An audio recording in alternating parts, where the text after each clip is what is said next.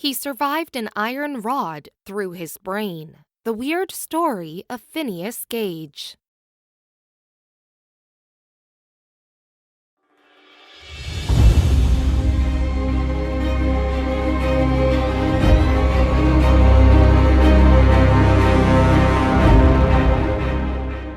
Phineas Gage may have the most famous brain ever. He's so famous there's even a statue dedicated to him in Cavendish, Vermont, the area where his infamy began.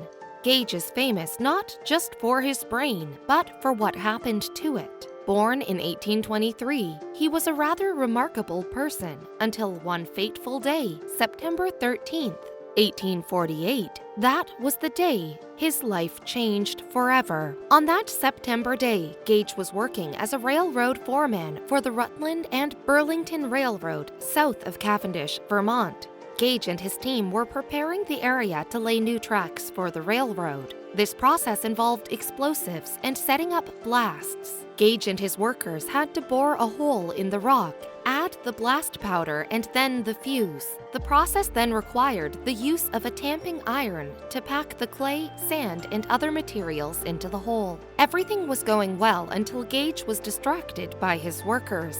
It was around 4:30 and Gage accidentally stuck his head near the blast hole when he looked over his right shoulder. That moment was the same minute that the tamping iron went against the rock and caused the powder to explode. The tamping iron sprung from the hole and went directly into what was in its path: Gage. The tamping iron measured 1 1/4 inches and was 3 feet 7 inches long and weighed 13 1/4 pounds, the weight of 8 iPads today.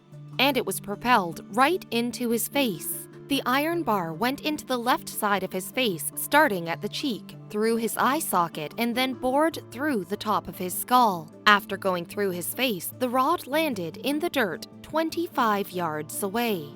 This was the incident that neurologists and psychiatrists are still fascinated with today.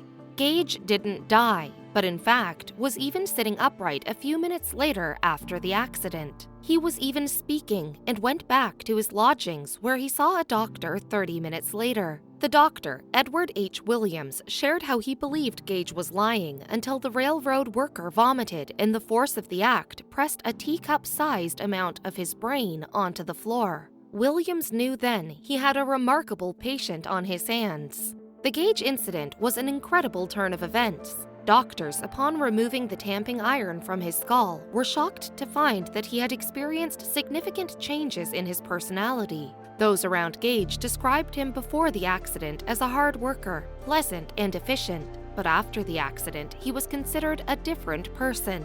Gage's experience was proof that the physical brain is linked to personality and behavior, unlocking a whole new world of neuroscience.